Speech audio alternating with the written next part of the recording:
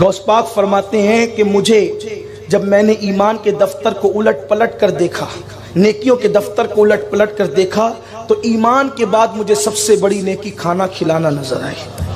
میں اللہ سے دعا کرتا ہوں اللہ مجھے کائنات کی دولت دے تو میں اللہ کی ہر مخلوق کو کھلاؤں، اس لیے کہ کھلانا بڑی نیکی ہے، کیونکہ جو ایک لقمہ کسی بھوکے کو کھلائے، مسلمان کو صرف نہیں بھوکے کو، اس کے اور جہنم کے درمیان 7 پردے گرائے جاتے ہیں، ایک پردے سے دوسرے پردے کا فاصلہ 1000 سال کا ہوتا ہے، یعنی ایک لقمے پر اتنا جہنم سے دور کر دیا جاتا ہے 7000 سال کے فاصلے پر۔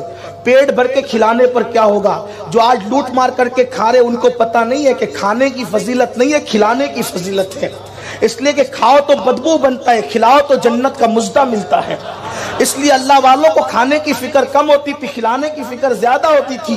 اسی لیے آپ دیکھیں جس ولی کے آستانے پہ جائے آپ کو لنگر ہی ملے گا، کھلانے کا معاملہ ملے گا۔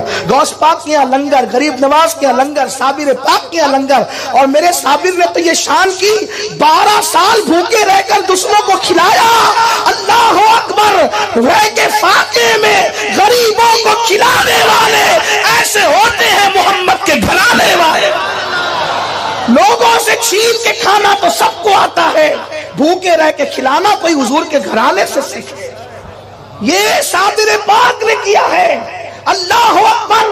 تو غوث پاک یہاں کھانے کی بڑی فراوانی تھی، بہت فراوانی تھی، لنگر تقسیم ہوتے تھے، لوگ کھاتے ہی رہتے تھے، اور لنگر میں بھی چھوٹی موٹی چیز نہیں پکتی تھی۔ یہاں بھی ایک بات تھوڑی کہنا چاہتا ہوں، برا نہیں مانے تو، بیٹے کی شادی میں 80 روپے والے چاول پکتے ہیں، لیکن نیاز کریں تو بولتے ہیں سستے والا چاول ذرا لائیں، اس پہ بھی نیاز ہو جاتی ہے، لیکن آپ آنے والوں کو کیوں دیکھتے ہیں؟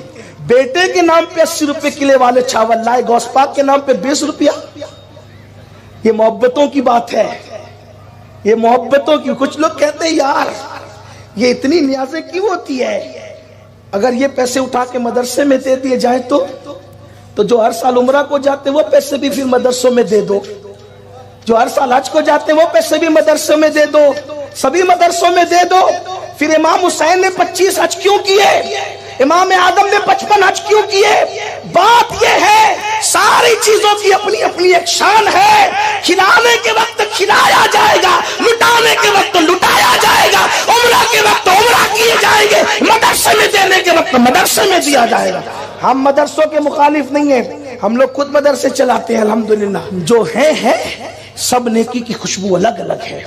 اس لیے اگر آپ کو نیاز کرنے میں تکلیف ہے اور جب آ جاتے ہیں تو چھپتے چھپاتے برابر آ کے کھاتے ہیں، نہیں وہ آ گئے تھے ایسے، جب آپ کھاتے نہیں ہیں تو پھر آتے کیوں ہیں؟